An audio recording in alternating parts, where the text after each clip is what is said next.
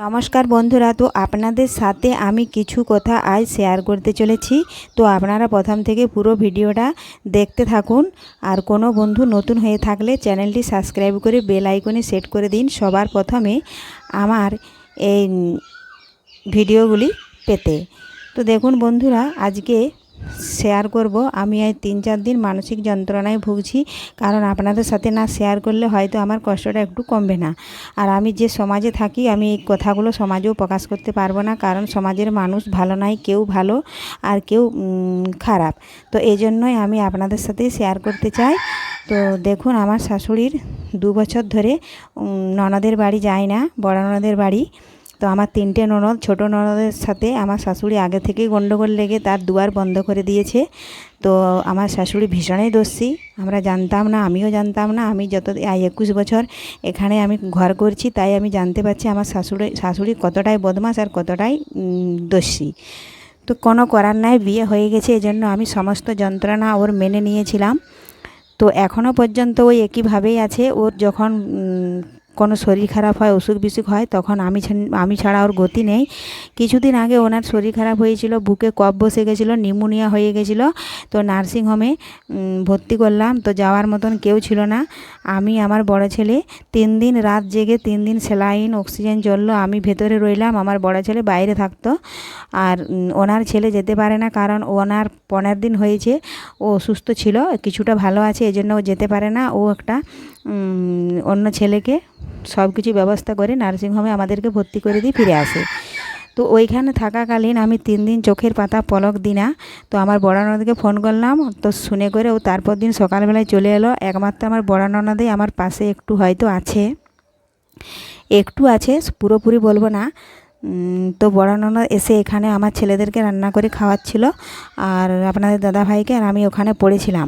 তো আমার শাশুড়ি যখন ভালো হলো তখন ওখান থেকে ছুটি দিল, ফিরিয়ে নিয়ে এলাম। আমার ননদ 12 দিন মতন ছিল। আমি বললাম আমি একাই সবটা সামলাতে পারবো না, ওকে এখন টাইমে টাইমে ওষুধ দিতে হবে, খাওয়াতে হবে। ডাক্তার বললে, আশা ছেড়েই দিয়েছিল। আমরা বললাম ডাক্তারবাবু ভালো হয়ে যাবে তো? তো বলল আমি যতটুকু করার করছি, ওনার যে পরিস্থিতি, এবারে উপরবেলার হাত। তাহলে দেখুন এবারে কতটা সিরিয়াসলি ওর হয়েছিল। তো তা সত্ত্বেও আমি যে ওকে এত যত্নার্থী করে ভালো করে তুললাম। তার 3 মাসের মাঝখানায় ভালো ছিল, তারপরে আবারও ডান হাত ভাঙলো। তো ডান হাত ভাঙার সময় তখন আর বড় ননদ, কোনো ননদই আসতে পারে না। আর হসপিটালে নার্সিংহোমে যখন ভর্তি ছিল, তখন ওর মেজো বিটির পেছনে প্রচণ্ড কষ্ট করে সব বস্তি দিয়েছে, টাকা পয়সা চাল সব বস্তি চুরি করে করে পাচার করতো আমার এই সংসার থেকে। তাও আমি কিছু বলতে পারতাম না। কিন্তু যখন ওর মায়ের শরীর খারাপ হলো, কিন্তু ওর মেয়ে তখন ঘুরেও দেখলো না, কোনো দিন খোঁজও নিল না যে আমার মায়ের সাথে থাকি। কিন্তু আমার বড় ননদ আমার শাশুড়ির সাথে 2 দিন ছিল, আর আমি বাড়িতে 2 দিন এসে একটু চোখের পাতা মুজেছিলাম। তো ও কি পারত না? ওর মা ওর পেছনে কত কিছু করেছে, একদম জীবন পর্যন্ত দিয়ে দিয়েছে। মুড়ি ভাজতো, ব্যবসা করতো, সমস্ত পয়সা কড়ি লুকিয়ে লুকিয়ে ওকে পাচার করেছে। তো দেখুন বন্ধুরা, এত করেও ওর মেয়ের কোনো দিন মায়ের একটুকু দরদ বা মায়া বসল না। তো ফিরে এলাম। তো হাত যখন ভাঙলো তখন সব বস্যি আমাকে করতে হতো, আর আমার ছেলেরা করতো। এবারে মাছের কাঁটা ছাড়িয়ে দেওয়া, কাপড় পরিয়ে দেওয়া, চান করে দেওয়া, সব বস্যি করেছি। তখন আমার শাশুড়ি নর্মাল, যখন ভালো হয়ে যায় তখন আমার শাশুড়ি রূপ ধারণ করে আমার উপর, কারণ আমি তো পরের মেয়ে। আমার প্রতি ওর শুধু অধিকার যখন ওর শরীর খারাপ হবে তখনই আমার প্রতি ওর অধিকার, তাছাড়া যখন ভালো হয়ে যাবে আমার প্রতি ওর দয়া মায়া অধিকার কিছু নেই। আমি তখন পরের মেয়ে হয়ে যাই। তো এটা কি শাশুড়ির উচিত? তাই আমি সমস্ত শাশুড়িদেরকে বলি, একটাই অনুরোধ, যে সময় থাকতে পরের মেয়েকে চিনতে শিখুন। পরের মেয়েকে আপন করতে না পারেন, কিন্তু আপন ভেবে তো ভালোবাসতে পারেন। তাহলে ভবিষ্যৎ অন্ধকার থেকে আলো আলো আলো জ্বলবে। কারণ সবাই একদিন বয়স হবে, আর কে কিভাবে উপরে যাবে কেউ বলতে পারে না। কিন্তু এইভাবে শাশুড়িরা যদি বৌমাদেরকে ধাক্কা দেয় কিংবা এইভাবে ব্যবহার করে, তাহলে তাদের ভবিষ্যৎ কিন্তু খুব অন্ধকার। আমি একটা কথাই বলবো বারবার, শাশুড়িদিকে সময় থাকতে পরের মেয়েকে চিনতে শিখুন। তো দেখুন বন্ধুরা, 2-3 দিন হয়েছে বড় মেয়ের বাড়ি গেল, 1 মাস হয়ে গেছে। কিন্তু বড় মেয়ের ওইখানে গিয়ে বলে দিয়ে এসেছিলো যে কোথাও পাঠাবি না, এখানে রাখবি, কারণ শরীর খারাপ হলে ডাক্তার বলে দিয়েছে যেমন না আর ঠান্ডা লাগে, কিন্তু আবার যদি ঠান্ডা লাগে তাহলে কিন্তু আবারও এইভাবে হতে পারে। তো এই জন্য ওকে কোথাও পাঠানো হয়নি। তো নিজেই যখন বলল আমি অনেক দিন যাইনি, আমি যাব, তো আমরা আর না করতে পারলাম না। ওর বড় মেয়ের বাড়ি বলেই পাঠালাম, কারণ ও সময় অসময়ে আসেও দেখো, কিন্তু আরেকটা যে ওর মেয়ে আছে সে কোনো দিন দেখেও না। সে সব সময় আমাদের সংসারের অমঙ্গলেই চায়। তা না হলে বাপের বাড়ি এসে লুকিয়ে লুকিয়ে কাপড়ের সাথে মা লক্ষ্মীর চালগুলোকে নিয়ে যেত না। এমনকি বৃহস্পতিবার তার সাথে আমার শাশুড়ি হাত ছিল, আমাকে না বলে করে আমার সংসারের চালগুলো নিয়ে যেত। তো আমাকে যদি আমার ননদ বলতো যে এরকম তোমরা তো রেশনের চাল খাও না, তাহলে আমার এখন অসুবিধা, আমাকে চালগুলো দিলে ভালো হয়, তাহলে আমি কি আর না বলতাম? নিশ্চয়ই আমি দিতাম। কিন্তু আমাকে না বলে নেওয়ায় আমার রাগটা বেশি। কেন, সংসারটা তো আমার, ছেলেপেলে নিয়ে সংসার করতে হবে আমাকে, তো আমাকে বলতে হবে না? আমার শাশুড়িও আমাকে বলে না, আর ওর মেয়েও বললো না। লুকিয়ে লুকিয়ে যখন 4-5 বার দেয়, তখন আমার একটু খারাপ লাগলো যে সংসার করব আমি, ছেলেপেলে মানুষ করব, এইভাবে অত্যাচার আমি সহ্য করব না। যা হয় হবে, আমি বলেই ফেলি। তো একদিন যখন আমার শাশুড়িকে বলে ফেললাম যে তুমি লুকিয়ে লুকিয়ে ওকে চালগুলো কেন দাও, তখন আমার শাশুড়ি আজে বাজে অনেক কিছু ভাষা বললো। সে কথা আর বলা যাবে না, তো অনেক সময় লেগে যাবে। তো আমার শাশুড়ি আমার সাথে খুব নানা রকম অত্যাচার শুরু করতে লাগলো, আমাকে গালাগালি দিতে লাগলো। তোর বাপের বাড়ি থেকে দিয়েছে সম্পত্তিগুলা, হ্যাঁ তোর বাপের বাড়ি থেকে সবসময় বাপের বাড়ি দিয়ে করে কথা শোনায়। তখন আমিও আমার শাশুড়িকে বললাম যে তুমি কি তোমার বাপের বাড়ি থেকে নিয়ে এসেছো সম্পত্তিগুলা? আমি তো এখানে সম্পত্তির প্রশ্ন তো আসছে না, এখানে আসছে অন্যায় অত্যাচার। তুমি ভালো দিনে দাও, কিংবা তুমি জানিয়ে তোমরা লুকিয়ে লুকিয়ে মা লক্ষ্মীর ওপর অত্যাচার করছো কেন? এটাই বলেছিলাম, কিন্তু মুখে পারি না, আমি হেরে গেছি। এজন্য আমি আর কিছু বলি না। কিন্তু আমি দুদিন ভাবলাম, তখন আমি ভাবছি যে আমার শাশুড়ি তো রেশন তুলে নিয়ে আসে, তো আমি যাই রেশন তুলে নিয়ে আসে।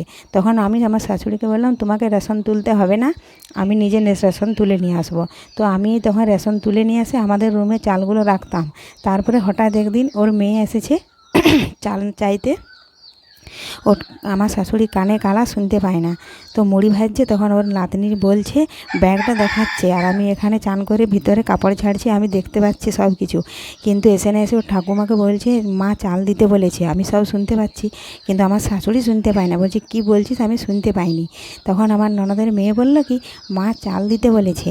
তখন আমার শাশুড়ি বললে চাল নেই, আমি রেশন তুলিনি, ওরা তুলেছে, আমি জানিনি। তো অমনি মতো ওর মেয়েটা চলে গেল। তখন আমার একটা কঠিন মেয়েকে শিক্ষাও দিয়েছে। তো আমি যেখানে কাপড় ছাড়ছি, আমার সঙ্গে কি কথা বলতে পারতো না যে মামিমা চান হয়ে গেছে, মামিমা ভালো আছো? তাহলে এরকম ওদের ব্যবহার। তো আমার তখন থেকে, আর যখন থেকে চাল দেওয়া বন্ধ হয়ে গেছে, তখন থেকে আমার ননদ আর আমাদের বাড়ি আসে না। তো আসে না তো আসে না, আমি তাও প্রতিবাদ করতে ছাড়বো না। কেন, আমার ঘরের অমঙ্গল করে এইভাবে ওকে চাল দেবে বলে করে নে, কিন্তু ও কোনোদিন বলবে না। কিন্তু আমার শাশুড়ি সে শিক্ষা কোনোদিন দেয়নি। কথায় বলে না যে হাতে কলমে কালি অক্ষর না থাকলে এই পরিস্থিতি হয়। তো সেই জন্য ওদেরকে তো মূর্খ করে রেখেছে, কোনোদিন লেখাপড়া শেখায় না, তাদের ওদের মাথায় আর কতটা বুদ্ধি আসবে? তা বলি কি আর এইভাবে অত্যাচার করতে দেবো? তো এইভাবে ওরা বাপের বাড়ি আসে না, তো আসে না, তো আসে না।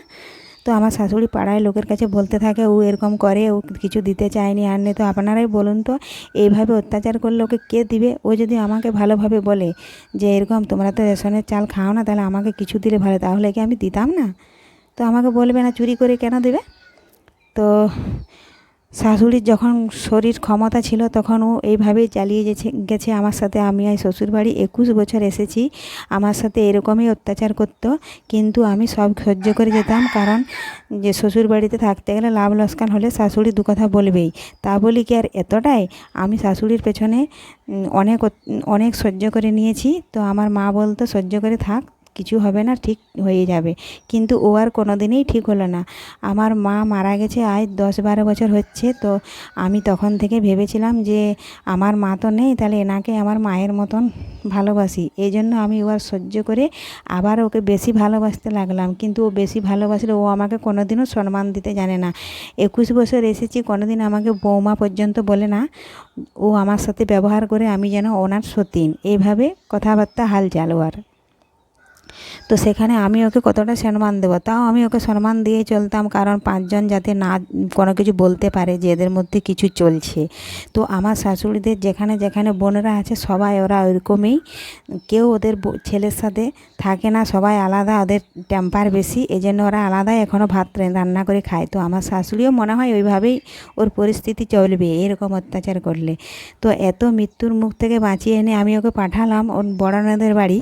তো ভেবেছিলাম ওর মেজো মেয়ের বাড়িকে কোনোদিনই পাঠাবো না, কারণ ওর মা ওর জন্যে জীবন দিয়ে দিল, কিন্তু ওর হাত ভাঙলো, তো শরীর খারাপ হলো, ওর মায়ের প্রতি একটুকু মায়া বসেছিল না, একদিনও দেখতে পাইল না, দেখতে আসেনি, সেই যে চাল দেওয়া হয়নি তার কারণে। তো ওর তো চাল দেওয়া হয়নি ওর গুণের জন্যই। তোর বার নাই তিথ নাই, বৃহস্পতিবার ছাড়া বাপের বাড়ি থেকে আসলে যাবে নি, পূর্ণিমা অমাবস্যায় চাল নিয়ে যাবে, তাহলে ওকে কেন দেবো?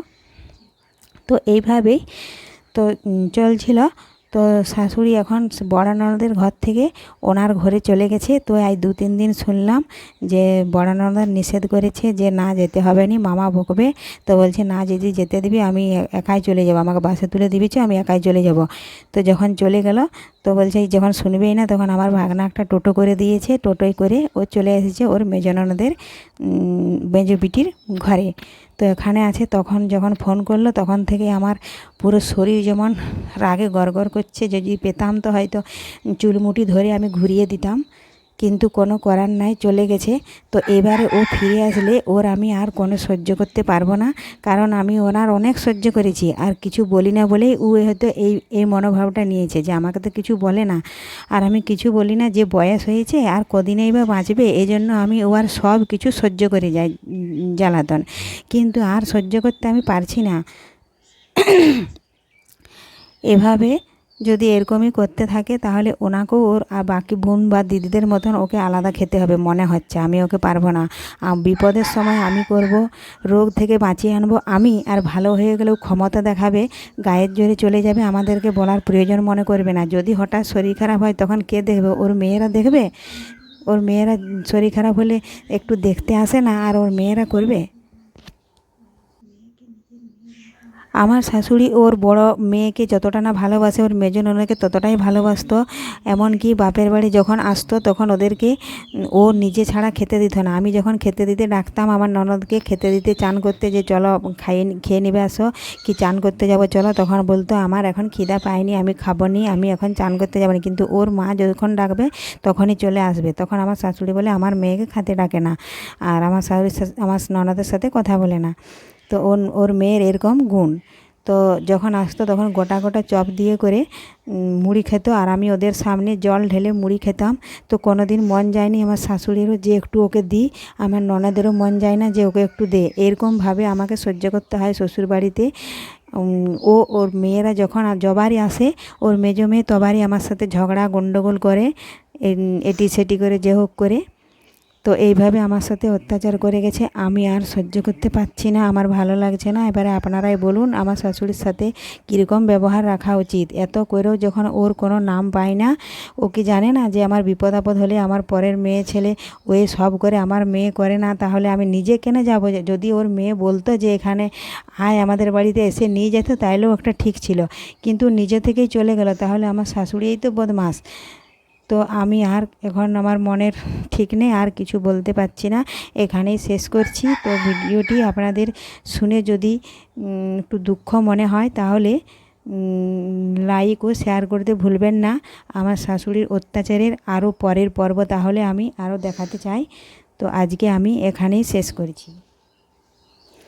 আমাকে আর কথা বলতে ভালো লাগছে না, কারণ আমার মাও নেই, আমার নিজের মতন বলার মতন কথাগুলো প্রকাশ করব কাউকে, সে আমার কেউ নাই, তাই এই জন্যই আমি আপনাদের সাথেই প্রকাশ করলাম। ধন্যবাদ।